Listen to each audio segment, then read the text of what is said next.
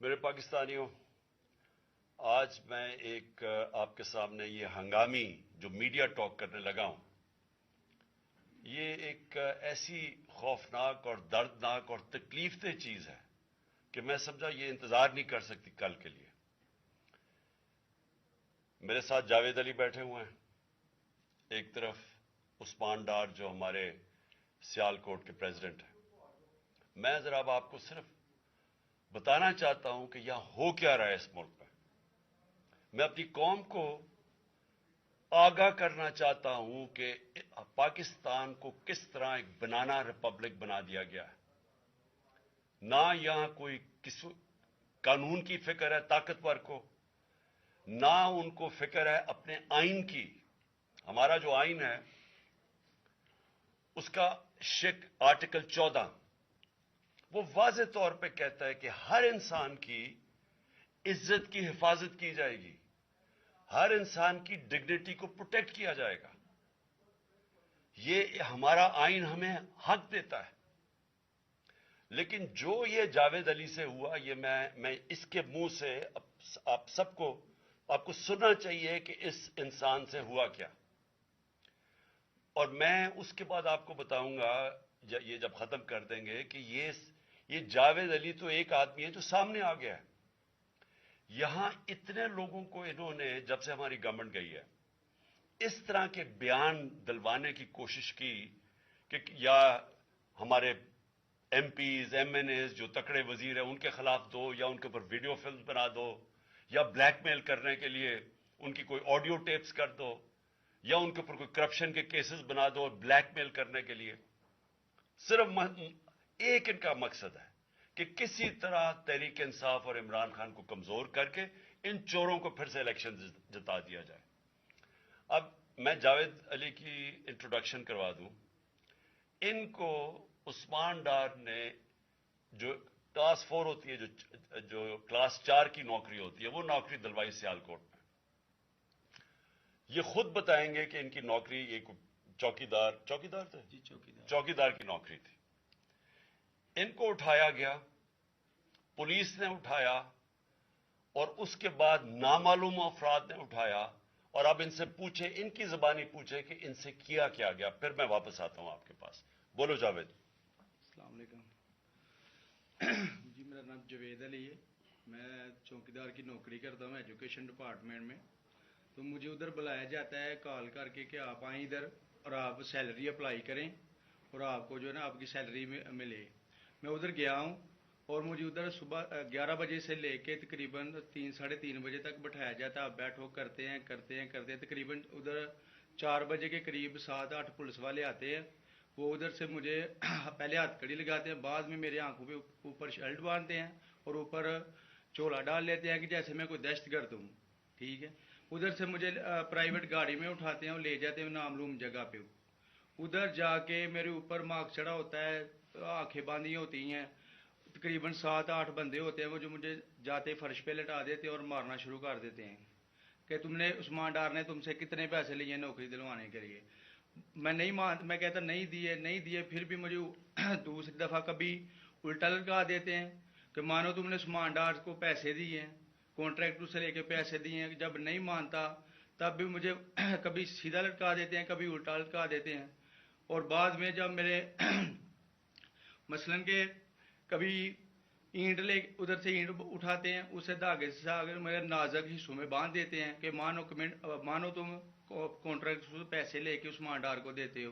کپڑے اتارتے ہیں، بتاؤ۔ بعد میں مجھے ننگا کرتے ہیں، کپڑے اتارتے ہیں، کپڑے اتار کے ادھر فرش پہ بٹھا دیتے ہیں کہ مانو تم نے عثمان ڈار کو پیسے دیے ہیں۔ جب نہیں مانتا تو پھر ادھر سے کہتے ہیں کہ ایک ڈالا بھیجو، اس کی بیوی کو اٹھاؤ، اس کے بچے کو اٹھاؤ اور ادھر اس کو لا کر اس کو برہنہ کرو، اس کی ویڈیو بناؤ، فیس بک پہ ڈالو اور بلیک میل کرو۔ تب ادھر سے جا کے جب میری فیملی آئی تب میں ادھر سے ٹوٹا، ان کے آگے رویا کہ اب آپ بتائیں کہ میں نے کیا کرنا ہے۔ اس نے کہا کہ آپ 164 کے بیان دیں اور یہ کمنٹ میرے کہہ رہے ہیں کہ آپ نے یہ پیسے ٹھیکیداروں سے لے کے عثمان ڈار کو دی۔ یہ بتائیں آپ کہ کوئی یہ سب چپ ہو جاتے تھے جب کوئی آتا تھا ایک آدمی؟ جب میری تو آنکھیں باندھی ہوتی تھی، ٹھیک، اس وقت جب کوئی آتا تھا ادھر، کوئی افسر آتا تھا، یہ کہتے تھے کہ بڑے صاحب آ گئے ہیں، بڑے صاحب آ گئے ہیں، اور سب سائلنٹ ہو جاتے تھے۔ जब वो आता था सब साइलेंट था, अब ठीक है लगे रहो, करते जाओ, लगे रहो, ये बात। मैं अब आपके सामने ये जो जावेद अली ने बात रखी, ये हर तरह हम कंफर्म कर सकते हैं। कुरान के ऊपर हाथ रखने के लिए मेरे सामने तैयार थे।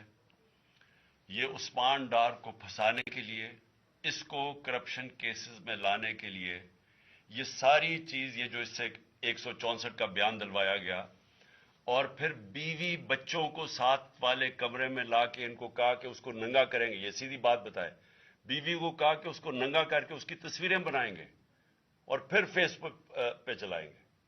मैं आज अपनी बड़े रिस्पेक्ट से, मैं अपनी अदलिया से, मैं अपनी चीफ जस्टिस साहब से कहना चाहता हूं कि देखें, मैं अब से नहीं, जब से हमारी हुकूमत गई है, मैं तब से कहता रहा हूं कि हमारे बुनियादी हकूक की हिफाजत कौन करेगा। शहबाज गिल को उठाया, उसको टॉर्चर किया गया, उसको नंगा किया गया, उसको लटकाया गया ऊपर, उसको मारा गया, उससे बयान दिलवा रहे थे कि इमरान खान के खिलाफ स्टेटमेंट दो, जो इसको कह रहे थे उस्मान डार के खिलाफ स्टेटमेंट दो। उसको मैं तब भी, मैंने सिर्फ एक मेरे मुंह से निकल गई और उससे मैं निकल गई कि हम जिस जज ने उनको रिमांड दिलवाया था वापस, शहबाज गिल को वापस जेल में, जब वो टॉर्चर हुआ था, तो मैंने कहा कानूनी कार्रवाई करेंगे। मेरे ऊपर कंटेम्प्ट नोटिस किया गया, लेकिन कोई, किसी ने, एक कस्टोडियल टॉर्चर सारी दुनिया के अंदर मना है, कस्टोडियल टॉर्चर के ऊपर कुछ नहीं हुआ। फिर आजम स्वाति को उठाया गया और सारी कौम के सामने, जो आजम स्वाति ने अपने जुबान से बताया कि उसे किया क्या गया, एक ट्वीट के ऊपर, उसका सिर्फ एक ट्वीट कर दी थी उसने कि NRO2 बाजवा ने दिया, जो सब कौम जानती है। उसके ऊपर जो उससे किया गया, फिर वीडियो भेजी गई उसकी बीवी और उसकी बेटी को। ऐसी चीजें इस मुल्क की तारीख में कभी नहीं हुई, या मैं तो नहीं कभी सुनी थी ऐसी चीजें। शायद दहशतगर्दों से होती हो, शायद कोई बाहर के जासूसों से होती हो, गद्दारों से, लेकिन अपने शहरियों को इस तरह करना इस मुल्क की तारीख में कभी नहीं हुआ। मैंने, जब मुझे गोलियां लगी, मैंने तब चीफ जस्टिस साहब को पहले मुखातिब हुआ। मैंने कहा देखें, जिन्होंने मुझे ये कत्ल करने की कोशिश किया वो सारे इख्तिदार में बैठे हुए हैं। उसमें ये जो एक आदमी डर्टी हैरी, जब से जनरल बाजवा लेके आया यहां, तब से ये तशद्दुद शुरू हुआ है। शहबाज गिल का, आजम स्वाति का, मुझे गोलियां लगी, ये जो दास्तान आप सुन रहे हैं, सोशल मीडिया के बच्चों से पूछें, जब से ये आदमी आए उनसे उठ के क्या हुआ। उनको बंद कमरों में कपड़े उतारे गए, जलील किया गया। एक मां बाप ने मुझे कॉल की, उन्होंने कहा अभी तक उनका बेटा नॉर्मल नहीं हुआ। उससे ऊपर इतना तशद्दुद किया कि वो अभी तक नॉर्मल नहीं हुआ। और मैं उनको कहा, जिस तरह इसको जावेद को कहा मैंने, सामने आओ। सब डरते हैं, नामालूम अफराद से सब डरते हैं, और कोई किसी किस्म की प्रोटेक्शन किसी को नहीं है, क्योंकि ये कानून के ऊपर है, ये जो मर्जी कर ले, कोई उनको बचाने वाला नहीं है। कोई जावेद जैसे इंसानों को जब ये करते हैं, इसको फिर धमकियां दी गई कि तुमने ये बताना किसी को नहीं है, तो हम ये कर देंगे, हम तुम्हें ये मरवा देंगे। तो ये इस मुल्क की, हमारे पास तो एक ही रास्ता है, और मुझे पता है कि अदलिया के ऊपर पूरा अटैक है, ये माफिया का। ये पॉलिटिशियन नहीं है, ये माफिया है, जो टेपें बनाता है जजेस की, जो हर किस्म की ब्लैकमेल करता है। इंटीरियर मिनिस्टर टेप चला रहा है किसी की, ये बिल्कुल गैर कानूनी चीज है। वो जज की टेप चला रहा है, वो उसकी मरियम वो टेप चला रही है किसी अरशद मलिक जज की, कभी साकिब निसार की टेप चल रही है। ये किसी मुहज्जब माशरे में ये चीजें नहीं होती। ये कंट्रोल के लिए, अदलिया को कंट्रोल के लिए सिर्फ ये सारे हरबे इस्तेमाल किए जा रहे हैं। मैं आज इस प्लेटफॉर्म से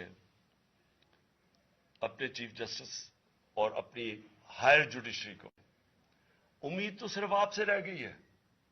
इस वक्त जो जिस तरह का जुल्म किया जा रहा है, ये नामालूम अफराद जो कर रहे हैं इस मुल्क के साथ, और खास तौर पे जो डर्टी हैरिया है, मेरी सारी इन्होंने یہ کیسے ہو سکتا ہے کہ میری جو ساری JIT کی رپورٹ تھی جو انہوں نے فورینسک ایویڈنس جمع کی ہوئی تھی وہ ساری ختم کر دی ہے.